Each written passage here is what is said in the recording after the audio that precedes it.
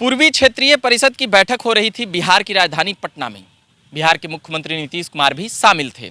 देश के गृह मंत्री आए थे। उसको लेकर राजनीतिक सुगबुगाहटें भी यहाँ पर देखी गई। अलग अलग प्रकार की खबरें बनी और साथ ही और भी 3 अलग राज्यों की इसमें बैठक थी, तो उनके प्रतिनिधि आए, मुख्यमंत्री नहीं आए।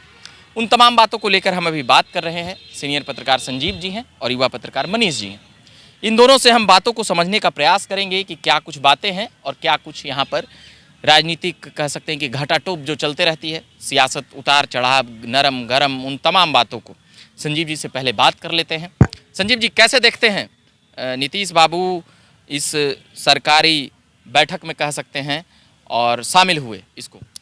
देखिए, पूर्वी क्षेत्रीय परिषद की जो बैठक हुई ये पहले से चर्चा में था और गर्माहट भी थी कि नीतीश कुमार अमित शाह से मिलने वाले हैं। चर्चा में था ये पूरा विषय।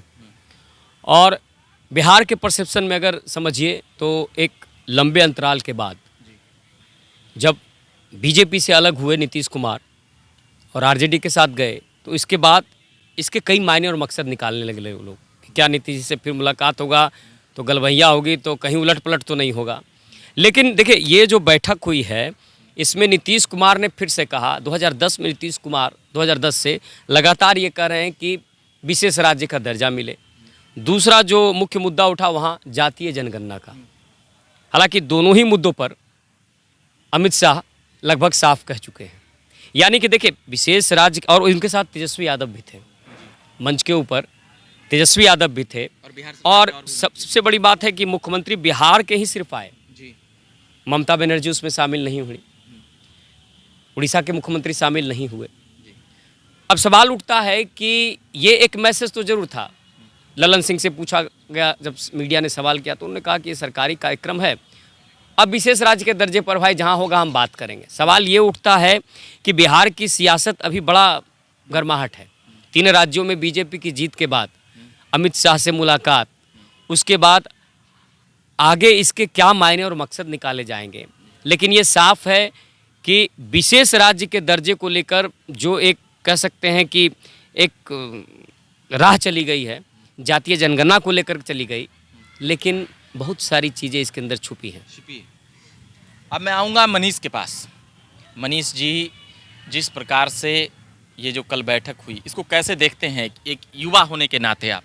रविकांत, पहले आपको बता दें कि अगर आप जेडीयू के पेज पर जाएंगे तो नीतीश कुमार और अमित शाह का, जो अमित शाह को स्वागत कर रहे हैं नीतीश कुमार, 1 मिनट 22 सेकंड का वीडियो उस पर क्लिप डाला हुआ है। अब ये संकेत जाहिर हो रही है। देखिए, खबरें अलग अलग तरह के निकल के आ रही है, मगर इस खबर में कितना सच्चाई है ये जानना दिलचस्प है।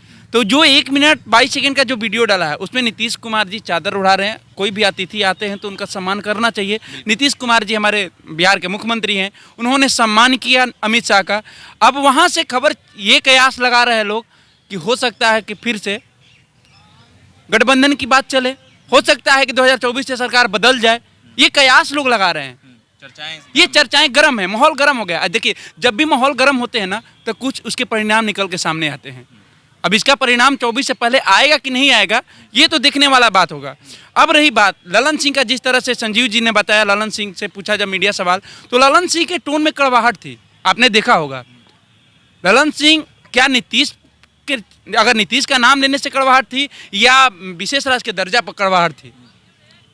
ललन सिंह से जब पहले सवाल होता था तो ललन सिंह मधुर आवाज में अपनी बातों को रखते थे, सरलता से अपनी बातों को रखते थे, मगर कल जब मीडिया ने सवाल किया तो उनकी आवाज में कड़वाहट थी। अब इससे जाहिर हो रहा है क्या कहना क्या चाहते हैं कि जदयू में 2 धारा चल रही है? जी, जदयू में 2 धारा इसलिए हम बोल सकते हैं कि काफी दिनों से ललन सिंह सामने नहीं आ रहे, मीडिया के सामने नहीं आ रहे।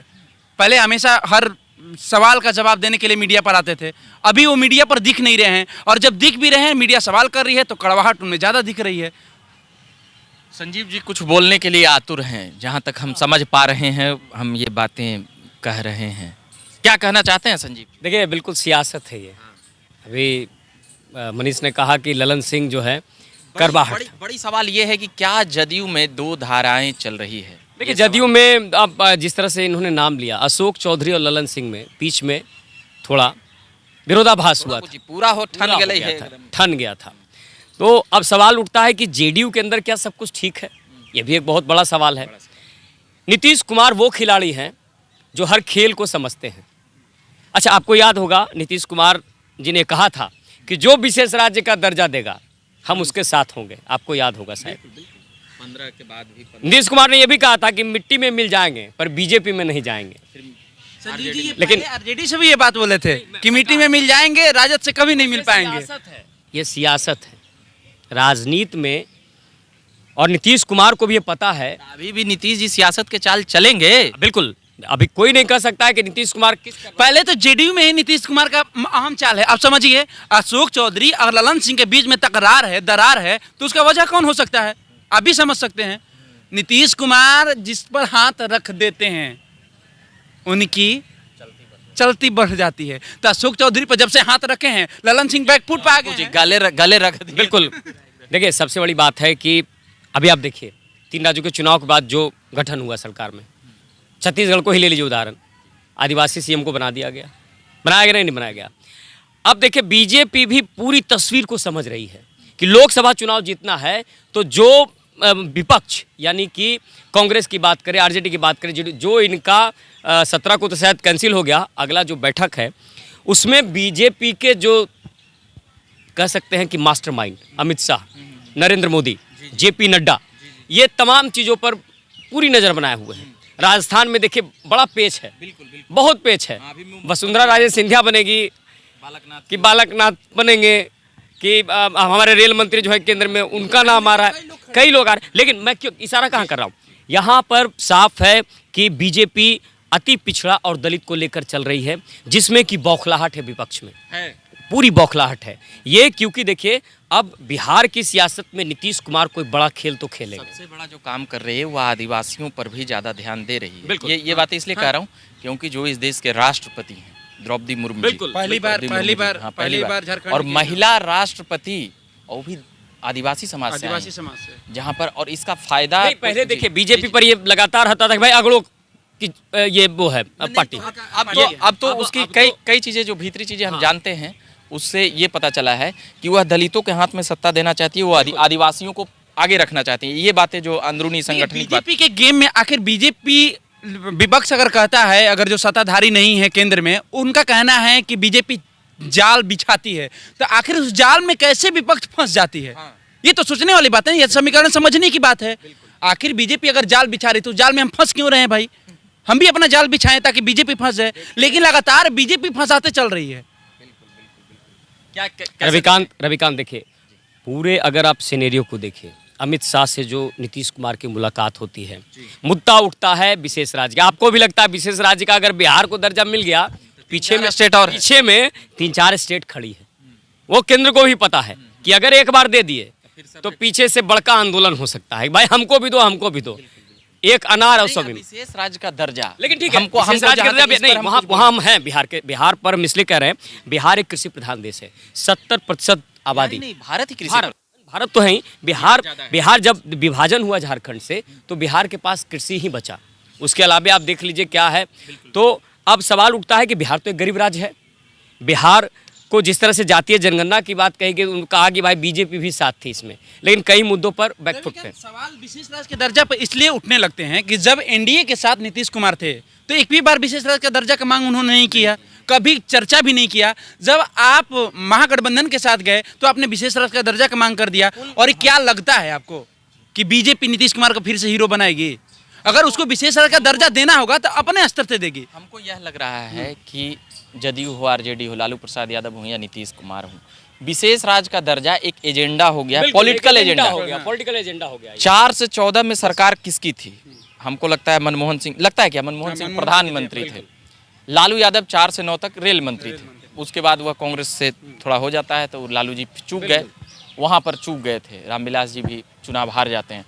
तो उस समय भी ये दबाव बना सकते थे या बोल सकते थे, उठाते भी थे ये लोग अपने ढंग और तरीके से। तो कांग्रेस के जब इतना मजबूत स्थिति में लालू प्रसाद थे, 4 में कहा जाता है लालू प्रसाद यादव अगर जो कहते थे वही होता था, तो उस समय क्यों नहीं हुआ? और 14 से 24 तक एनडीए की सरकार है, नीतीश जी 17 से 22 तक किसके साथ थे? करवा लेते वहाँ। तो ये याद उनको उस वक्त नहीं पड़ता है जब सामने वाले को आलोचना करना हो या दबाव में लाना हो जब तो आप विशेष सत्ता राज्य का में हो। दर्जा जी ये तमाम बातों को पड़ता है। ये विशेष राज्य का दर्जा हाँ, ही नहीं रविकांत, तो अगर इस जातीय बैठक में- जनगणना की भी बात की जाए बैठक तो में- जब आप सत्ता में थे उस समय नीतीश कुमार को क्यों नहीं याद आया कि हाँ भाई जातीय जनगणना भी कराना चाहिए? नहीं, नीतीश कुमार ने 2019 लोकसभा के बाद ही इसका मुहिम छेड़ दिया था। हाँ। नीतीश कुमार इस चीज देखिए, पर इसमें हीरो नीतीश- बनकर हाँ, बिल्कुल, बाद नीतीश कुमार- बाद में इसका बाद में- वो हीरो बनकर एक मतलब कैसे कर्पूरी जेपी तो उस तरह से एक नाम नीचे इन लोगों से नीचे नाम आएगा, नीतीश कुमार का भी आएगा कि जातीय जनगणना का जो चीजें देश थी में, हाँ, हाँ जो देश में, नीतीश हाँ। कुमार ने पहली बार उनकी सरकार ने इस पर देखिए, सभी मैं- लोगों को मैं राय एक कहूँगा मत किया कि मुझे लगता है कल परसों तक में सभी तस्वीर क्लियर हो, कल तक ही राजस्थान, मध्य प्रदेश सब क्लियर हो जाएगा और नए चेहरे होंगे। मैं ये भी बता देता हूँ, भले ही लोग जो भी परसेप्शन कर रहे हो, सिंह चौहान मामू जो वहाँ के देखिए, माने जाते हैं, क्या लगता है एक शिवराज सिंह क्या चौहान- युवा पर संजीव जी हम आपसे सवाल कर रहे हैं, क्या लगता है बीजेपी युवाओं पर भरोसा करेंगे, लंबे रेस का घोड़ा बनाना चाहेगी या फिर से वही पुराने लोग को विश्वास जताएंगे? बीजेपी अभी सिर्फ और सिर्फ जो देश में एक परसेप्शन बन गया है बीजेपी का कि भाई अगड़ों की ये पार्टी है, ये है, उसको वो बदल देगी, ये बदलेगी। इन तमाम बातों पर हम अगले भाग में बात करेंगे। फिलहाल हमारे साथ बात कर रहे थे जो बिहार के दौरे को लेकर संजीव जी थे, वरिष्ठ पत्रकार हैं, 1.5 दशकों का अनुभव है। युवा पत्रकार मनीष जी अभी हमारे साथ थे। मेरा नाम रविकांत हुआ। हम लोग लगातार पॉलिटिकल अपडेट्स और पॉलिटिकल खबरों पर चर्चा करते हैं, उसको लाते हैं और आप तक पहुंचाते हैं। जिस भी प्लेटफॉर्म से ये खबरें देखी जा रही है वहाँ पर आप लोग सब्सक्राइब कर लीजिएगा, इसको आप तक जाते रहेगी खबरें। अगर फेसबुक पेज पे देख रहे हो तो फॉलो कर लीजिएगा और ट्विटर पर देख रहे हो एक बात और कहेंगे रविकांत हम दर्शकों को कि आप लोकतंत्र के मालिक हैं और हमारे जिस भी प्लेटफॉर्म पे देख रहे हैं उस कमेंट बॉक्स में अपना कमेंट जरूर दें, क्योंकि जनता जनार्दन है और बिहार की सियासत में क्या कुछ हो सकता है, जनता क्या चाहती है, किस चेहरे को चाहती है, कौन सी सरकार चाहती है, आपका वोट का चोट बहुत महत्वपूर्ण है। इसलिए आपसे आग्रह करेंगे उचित और मर्यादित शब्दों में ये बातें करें। उचित और मर्यादित शब्दों में आपने कमेंट बॉक्स में अपना कमेंट जरूर डालें। चलिए तो अभी के लिए हम छोड़ जाते हैं इन्हीं सब बातों के साथ और बाकी धन्यवाद। नमस्कार।